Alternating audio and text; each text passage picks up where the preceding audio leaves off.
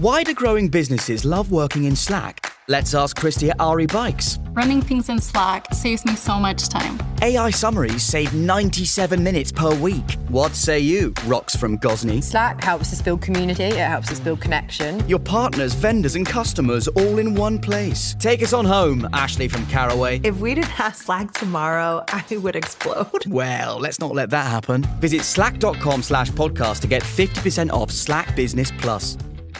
Walmart Business is in the business of saving you time, money, and hassle. Whether your business started in a garage or is a garage, Walmart Business has the tools to help you get where you're going. Tools like free shipping, multi-user accounts, and just about any item your company needs. Even a double filtration cyclone dust collector. Yep, even that. Sweet. Walmart Business. It's the Walmart you love. Now for your business. Learn more at business.walmart.com. Terms apply.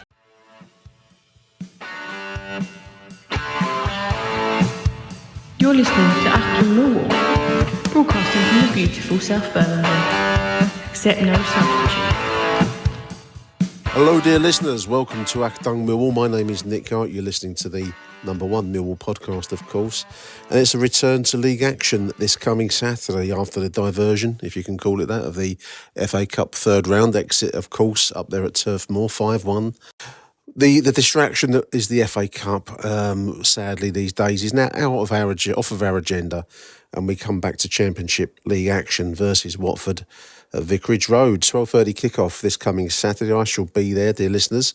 Watford sitting just one place behind the Lions in the playoff zone. Lions on 5th, 43 points, played 26 games, 43 points. Watford with 25 played are just 2 points behind us. So it's a pretty much a crucial game for both sides. Both will want to win. The Lions, obviously, to consolidate this playoff position that we're in, amazingly, at this stage of the season, 26 games, over halfway through the season, to be sitting in the top 6 is some achievement. And we are, of course, just 2 points behind Middlesbrough. We want to keep the pressure on for that automatic promotion spot. Dare we dream it, dear listeners? I'm dreaming it. Are you? I certainly am, for one. Any road, ahead of our trip to Watford on Saturday, I thought it might be nice to look at one of our retrospective fixtures from the past, and I've chosen one largely at random. I'll try and pick a win for the Lions. I mean, that's just a little foible that I have. I picked one from 1921-22 season. It's a 1-0 win for Millwall at Watford. Played at Cassio Road. I'll come back to Cassio Road, not Vicarage Road back then for the Hornets. A ground just around the corner from where Vicarage Road is now, on Cassio Road. This game was played on the 31st of August 1921, the Division 3 South fixture. The Division 3 South had only been formed the season before. We joined the Football League in the aftermath of the First World War. We had one season in the old Southern League that Millwall had been a major factor in forming in the Victorian times. But those days were gone, the Great War had happened, and it was time to join the Football League. So we would be founder members of the 3rd Division South, along with Watford, and that was in 1920-21. So, yeah, this was our second season in the Football League as a Football League club, and it was a good result, a 1-0 win, a late winner by the Bill Voisey, the legendary figure of Bill Voisey. I'm going to come back to him. We have mentioned him on the Achtung Millwall channel before. I did a great history show with Neil Fissler, but I will come back to Bill Voisey. I'm going to make no apology for mentioning his name and story again, because it always leaves me slightly awestruck whenever I mention it. Played in front of 9,000 at Cassio Road. This would be a moderate season for the Lions. Like I say, 2 campaigns into a Football League career. We finished 12th in the table, the 3rd Division South.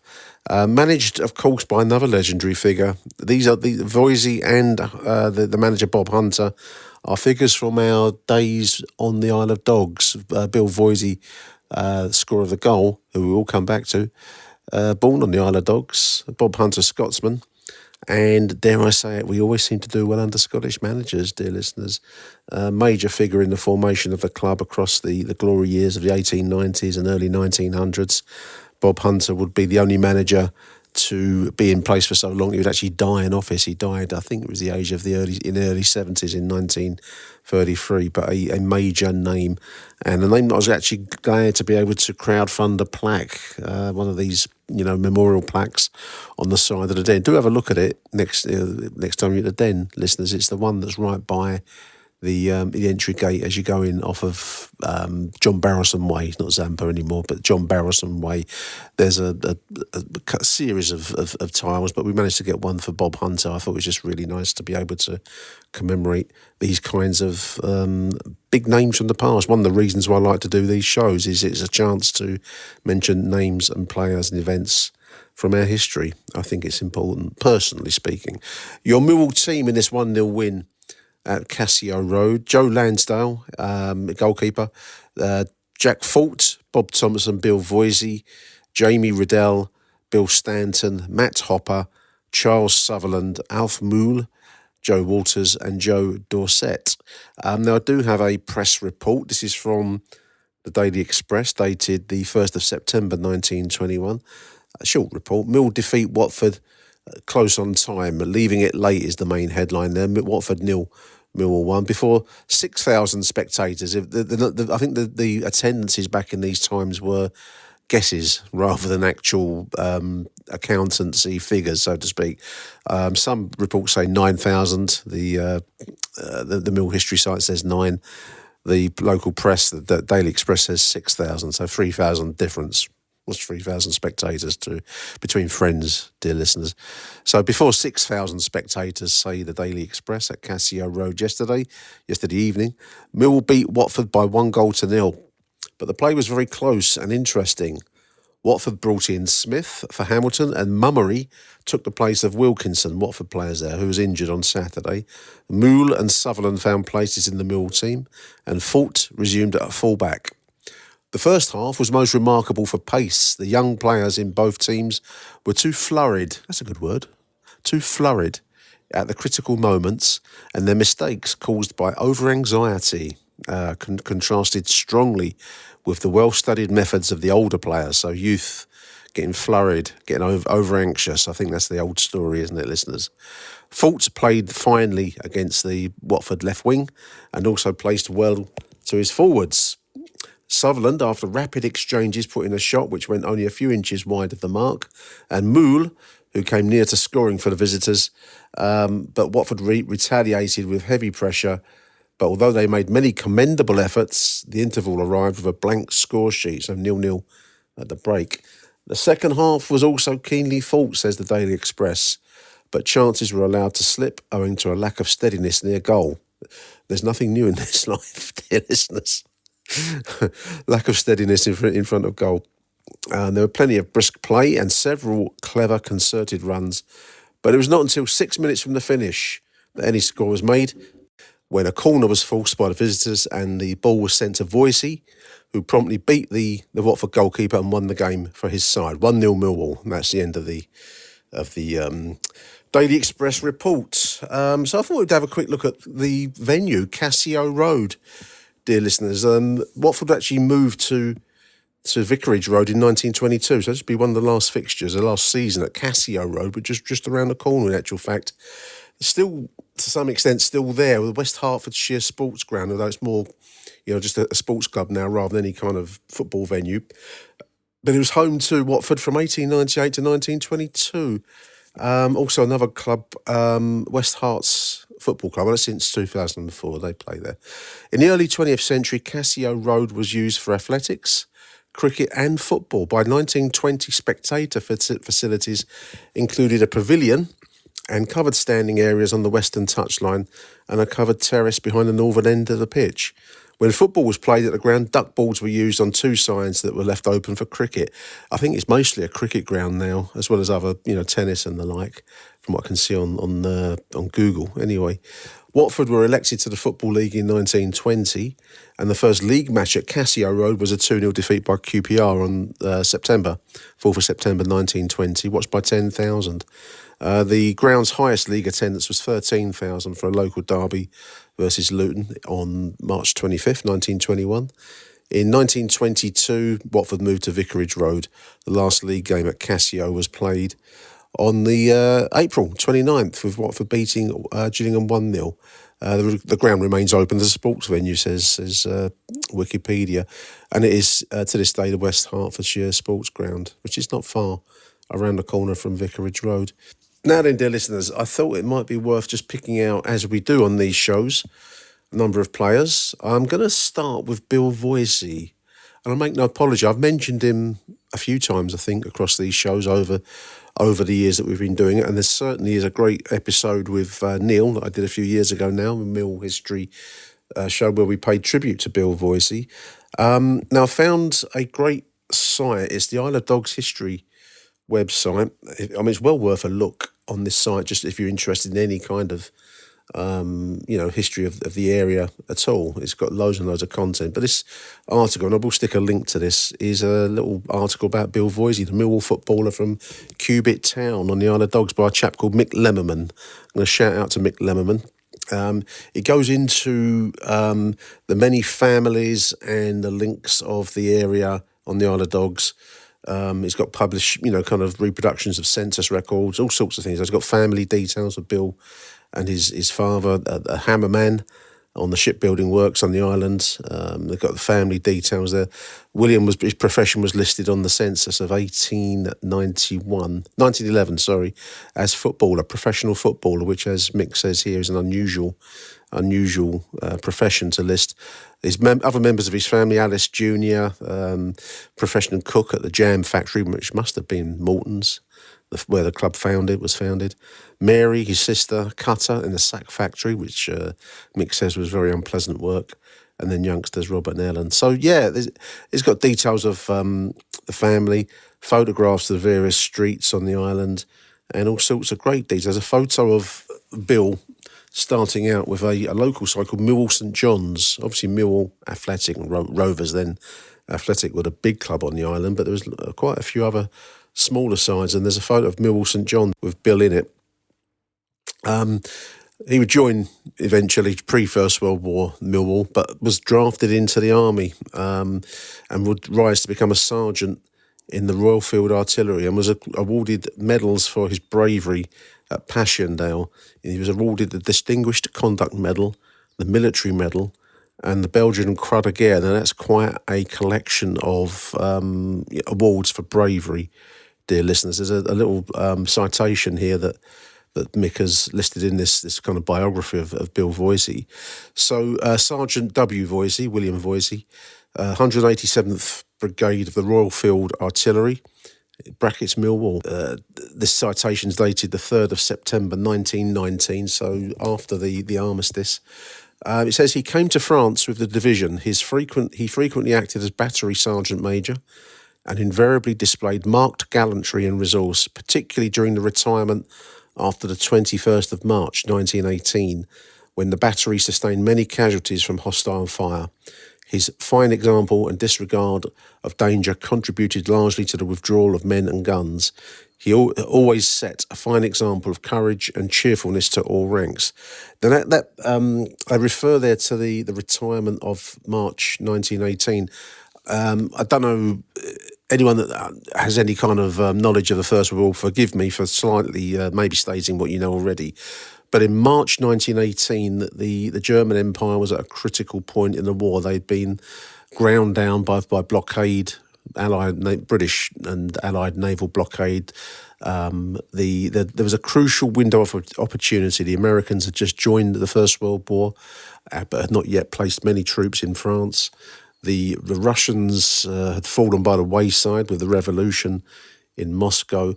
So the Germans had a chance to try and win the war with one last throw of the dice, effectively, before their resources collapsed. And this was an offensive in March of 1918. They basically threw everything they had on the Western Front and tried to blast the British and the French to defeat, effectively. Thankfully, the army, both armies, managed to retreat and, kind of retain their organisation, which is the elements that Bill decorated for here. An orderly retreat is an invaluable thing in military terms before the counter-offensive, which would follow in the late summertime leading up to November 1918 when the German army collapsed effectively.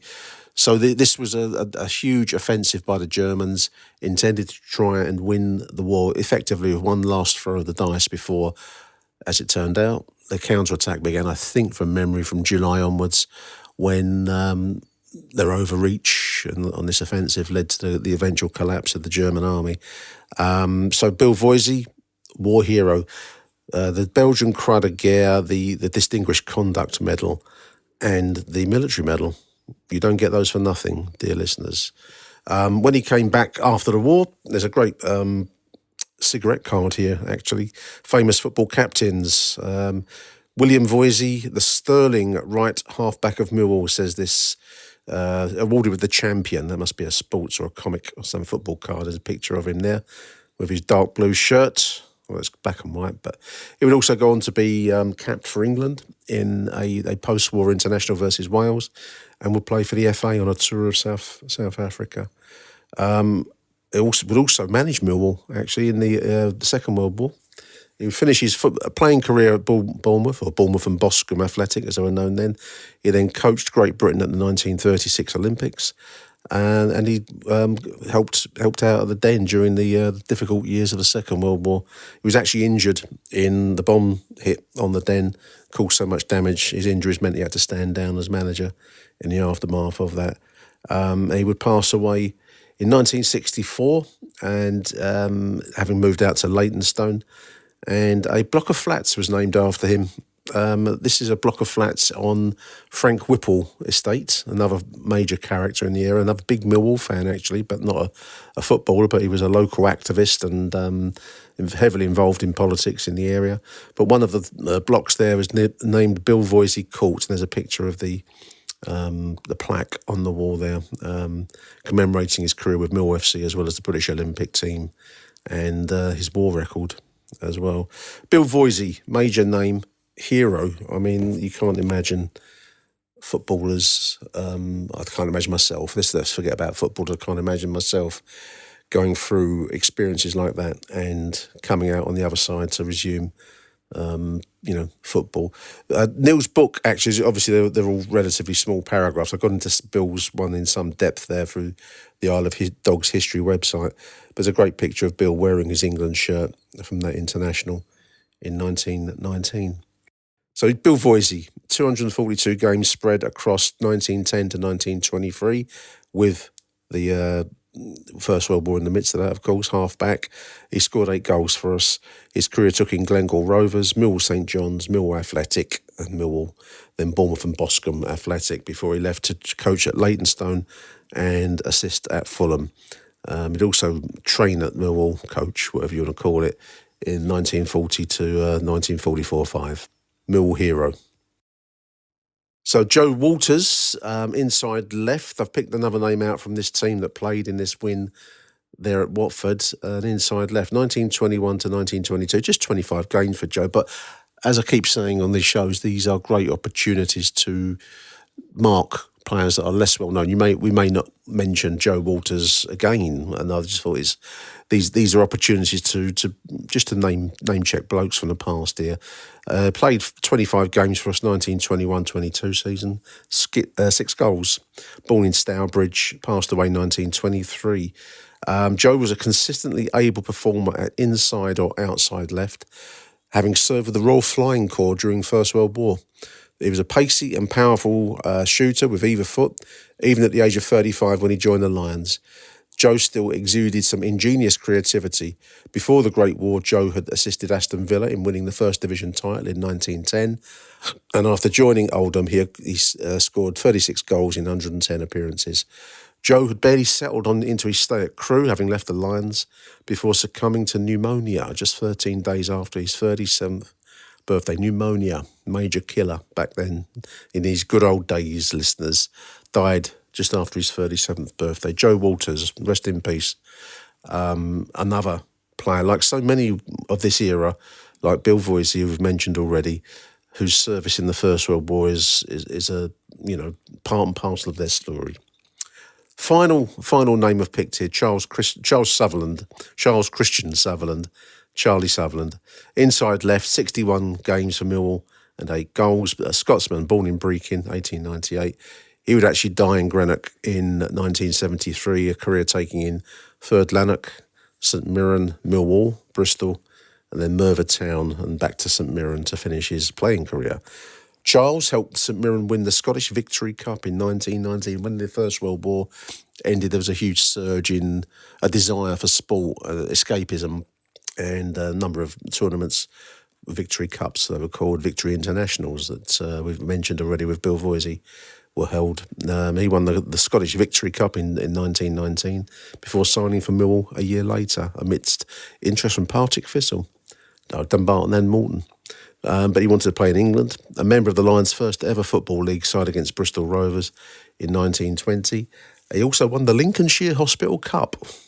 That's an obscure competition, isn't it? But anyway, he won it. Good on him. He helped Bristol City lift a 3rd Division South title in 1923 and later finished his career back home in his native Scotland. Charles returned to his trade as an iron turner until his retirement. There we are, dear listeners. Millwall 1, Watford 0, 1921.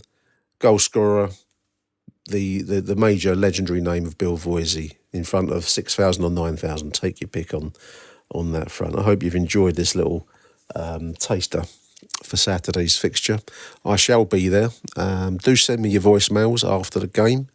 If you'd like to join our little voicemail gang, give me a shout on X, message me, or email me at actungmillwall@gmail.com, and we can exchange mobile phone numbers. I always love to get the voicemails. They're brilliant, and do keep them coming, dear listeners. So thank you for listening to this little morsel, and I shall be back after the weekend's fixture at Vicarage Road. Until the next edition, from me, Nick Hart, signing out, it's Arrivederci Millwall. Bye for now. Achtung, Millwall.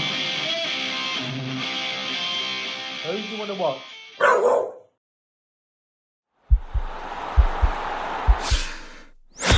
This podcast is part of the Sports Social Podcast Network.